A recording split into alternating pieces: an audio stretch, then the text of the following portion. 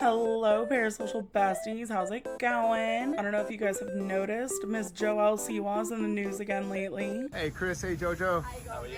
She's been auditioning for Tangle. She's been dressing like she's auditioning for Secret Lives of Mormon Wives. She said fuck the L. She's dating this way too old man. She emotionally cheated on her partner in front of millions of people on TV. And now she wants everyone to call her Joelle. Fine. So everybody, we're all calling her Joelle moving forward. Got it? We respect people's pronouns and chosen names, okay? But honestly, the point of this video is that I'm kind of done talking about Joelle. Don't get me wrong, I wasn't going to be. I think she's fun to talk about. I think she's hilarious to goof on. And I think I probably will still talk about her at some point in the future. For me, it just really depends on the next few months and how she kind of copes with some realizations she had after being on Big Brother. There are so many things that we could talk about when it comes to Joelle, but the one thing that I really want to hammer home is this interview that I found from Billboard. We're not going to talk about it till later because we do need a little backstory in order to understand this interview fully, but I haven't really seen anybody talk about this interview, and I think it's an extremely telling interview that she did. But the second that I got out of the house, I saw the crowd and saw the cameras and saw the microphone, I immediately snapped into, this is awesome! I think what we're currently witnessing is the evolution from Joelle. In my opinion, it did happen a little earlier than her appearance on Big Brother UK, but something about being with this 32-year-old man really did something for Joelle and made her want to go play Happy Homemaker. Everybody has their own opinions when it comes to age gaps. I just think that if you, as a 32-year-old, can relate so intimately with a 22-year-old, there might need to be a reflection. And especially with Joelle and Chris, they've had two different lifetimes of experiences. Joelle's been in the public eye since she was basically in utero getting her hair bleached by her mother. I have been dyeing my hair since I was like 2, maybe 1.5. So I have to dye it so it looks like I'm a natural blonde. But maybe that's why it feels okay for her. I guess it really wouldn't have a huge impact when your entire life you've been expected to grow up so quickly. Like, being with a man a decade older than her probably has very little impact emotionally. I don't know, I'm not in her head. All I'm saying is that pretty much everybody in her life constantly reminds her of how adult and grown and mature she came across. Always, even at 17, she was like 30, you know? Like, Yeah, she's super mature. And that's not because she was mature, she was 12. She just knew big words and knew how to act with people who were older than her. There's no reason a child should be aware that the livelihood of multiple other people rides on your tiny little shoulders. That's why kids shouldn't be involved in the entertainment industry. Instead, companies should use creepy little gutter monsters like what was in Squid Games. I would much rather prefer staring at the uncanny valley rather than knowing a child's getting exploited. Hot take. Okay, let's talk about Big Brother. Luckily, we don't have to get too deep into Big Brother. It looks like Joelle's arc happened more toward the beginning of the show. So there's an earthbound demon named Mickey Rourke who, for whatever reason, was asked to be on the show, and he immediately became your least favorite relative on the holidays. I'm trying to last 4 days. If I stay longer than 4 days, you won't be gay anymore.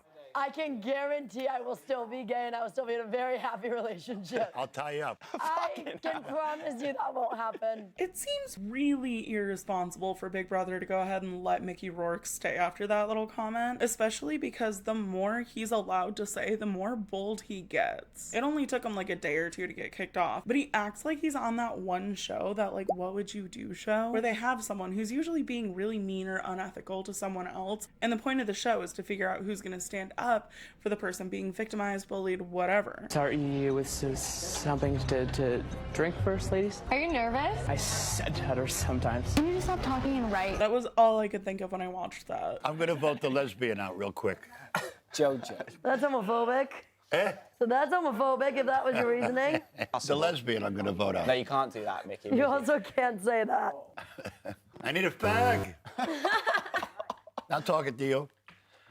I need a fag. Mickey, you can't say that, Mickey. Like, it really annoys me that nobody said anything, and I kind of want to bitch about that for a second. Bring back public shaming. If you say something stupid and homophobic, what do you mean? That was a stupid thing to say. Go ahead and explain your dumbass joke, Mickey. He's being embarrassing, and he's allowed to get away with it. Call him out, make him feel bad. They're making everyone else feel bad. Do you think they give a fuck? No. They just said the most hateful shit. They don't care. I'm just kidding. Don't do that. But if you do, please don't say that I gave you the idea or justification. Thank you. It's crazy to me that still exists. What I felt when you were over there was like you had my back, and that, to be honest, that we've known each other less than 24 hours. You have no reason to have my back. Because there's right and wrong, though, isn't But it's between right and wrong, and that meant a lot. So yeah, it's not about having your back. It's like there's right and then there's wrong. You're right, though. Come on. Wait, have a little cry. Crying is my favourite therapy in the world. Oh, Glenn. It's a clean T-shirt as well. So even from this clip, you can see that this show really humanized Joelle. She was allowed to cry, she was allowed to calm down, she was allowed to just be a chill, regular person. She also showed the side that we are more familiar with, which is the side that doesn't understand how to respect a fucking boundary. But it's okay, Kath seems to have moved on anyway, so it's fine. One of the other big things to come out of Big Brother was this clip. I've always been afraid of feeling queer. Don't. This But is like, you. like I've always said like lesbian, right? But I feel like so This is you. queer. You know what I I'm mean? queer. But that's like I've never We're not living in a world that's designed for us, Jojo. I'm switching letters! You're a queer bitch. Fuck the L, I'm going to the Q!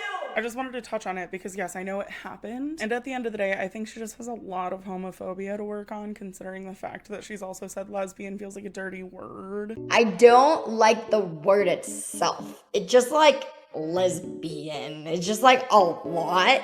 But I mean, at the end of the day, that's what I am. So it's like, it just is, it's like the word moist. It's just like, ugh. A lot of times, lesbians are taken to be masculine. If you're a lesbian, you're supposed to be, do you want to be a boy?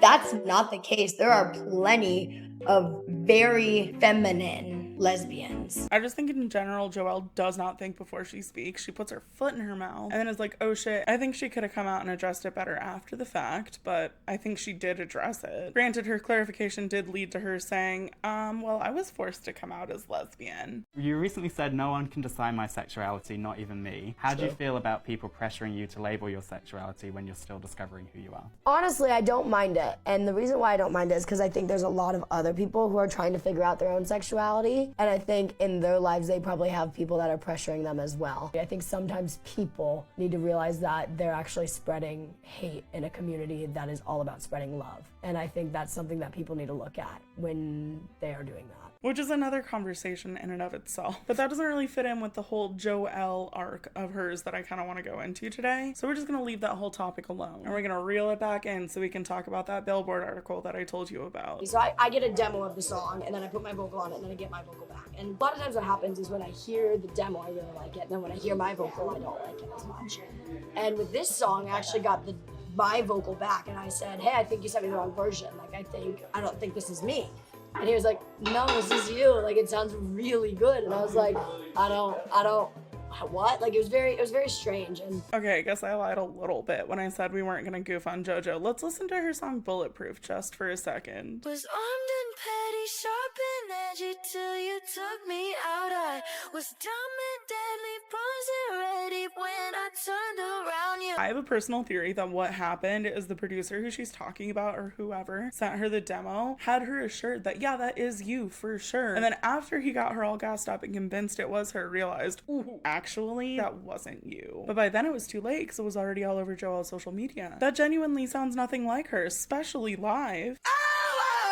Oh my god, she's raspy today. Ariana Grande also sounds a lot different these days, so maybe she got operatic vocal training. So this is when she kind of explains what she meant by F the L, and to me it just does make a lot more sense when she explains it. Coming out as LGBTQ, and then now switching to, you said the L to the Q. How is it to kind of like do all of this in front of people? it's really hard because people tear it apart, right? They tear everything apart. And I think for me, I realized, whoa, I'm in a box that I'm not even meant to be in. I've dated beautiful women, I've dated beautiful non-binary people, I have dated men, but I'm like, I realized that that's just who I am, you know what I mean? And I realized for myself that I just like human. And I think I actually got to give it to 17-year-old me for saying she was pansexual, because she was, you know what I mean? And I think that was my initial gut, and then I think I fell for a girl, and then I thought, oh, that means I'm a lesbian. But that's not necessarily the case, and so I think for me, I just kind of opened my eyes to, maybe I'm queer. And I mean, I think we all understood that she was just excited and put her foot in her mouth, like I said. But even what she's saying to me is just this big red flashing light. If people in your life have been encouraging you to come out and stick yourself with a label that does not fit you, maybe they're the problem. You already felt comfortable coming out as pan originally. You said it yourself. So I don't know, maybe she misspoke again, but all I'm saying is that those 2 weeks away from her mom got her a lot of clarity that she seems like she didn't have prior to her Big Brother UK experience. Speaking of being introspective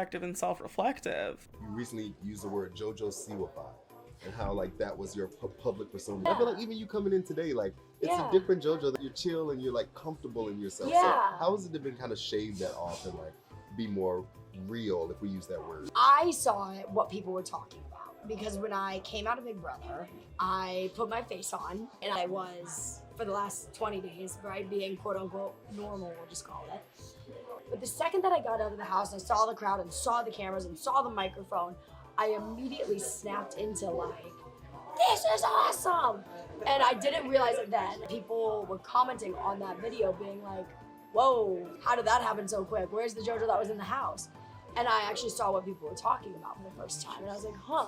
So now I've tried to make a conscious effort to not feel as if I have to do that. That's exactly why I don't want to talk about Joelle anymore. I think that she hopefully had a profound experience coming home from Big Brother. I just don't feel good about goofing on someone who just noticed this giant glaring cognitive dissonance in their life. I feel like she has enough going on without me badgering her. Granted, it's not like she would ever see one of these fucking videos. Who do I think I am? But still, you get what I'm saying. I don't want to dogpile. I think for now she'll have growing pains, but hopefully she'll realize that people will support this version of her, where she's actually coming off as authentic. I don't know if she actually is being authentic. There's serious speculation that this is just another publicity stunt, and maybe in a few months I'll look back and be like, oh, you are gullible, girl. It's written on the ceiling. I just have a lot of faith in people, okay? I don't think she's suddenly anti-queer. She's still rolling with the LGBT. She's not suddenly a trad wife like a lot of people are saying, at least in my opinion. She's always wanted kids. She's always wanted a partner. She's always made that clear. I know Freddie, Eddie, and Teddy was a joke. Hear me out. Girls named Freddie, twin boys, Eddie, Teddy. But she's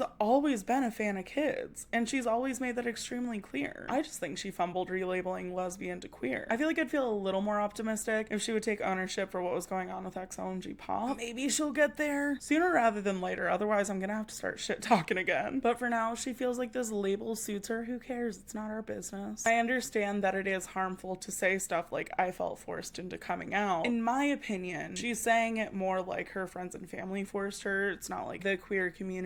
At least that was my perception. Maybe I'm wrong, and if I missed something, let me know. Maybe I just have this giant gap in my Joelle knowledge that I am currently unaware of. As it stands, I do hope that Joelle can get away from her mom and maybe do another Big Brother type experience, but with just good friends around her. I'm not saying good friends that are good for what she thinks is her mental health. I'm saying good friends will clock her and be like, hey, why'd you say that ignorant dumb shit like fuck the owl? And not just gas her up. Because like that wasn't okay. You can't just say that. And you can't just say people forced you into coming out. Like there are things you can and can't say. And in those moments, I think good friends who will support her and have her best interest at heart, not just monetary gain, are key in those moments. And I hope her weird mom and dad get stuck in a cruise where they have no cell service, no connection back to Joelle, no way for her mom to submit this horribly embarrassing Tangled audition. Can I ask you a question? No. If it's so important, why haven't you seen the lanterns until now? That's none of your business. And why won't your mother let you cut your hair? None of your business. You always do everything your mother tells you. Are you always so annoying? Can I give you some advice? Please don't. Joelle didn't even want that out, and her mom can't respect a boundary enough to not put that out. Like, I'm not dick riding for Joelle, I'm just saying I see how she wound up the way she did. I think a lot of us do. But anyway, unless she does something heinous and egregious and whatever, I'm probably not going to talk about her for a good long while. I'm really hoping that her experience on Big Brother really did cause her to be like, oh, I do have two very distinctly different personalities, and maybe I can actually figure out who Joelle is aside from stage JoJo.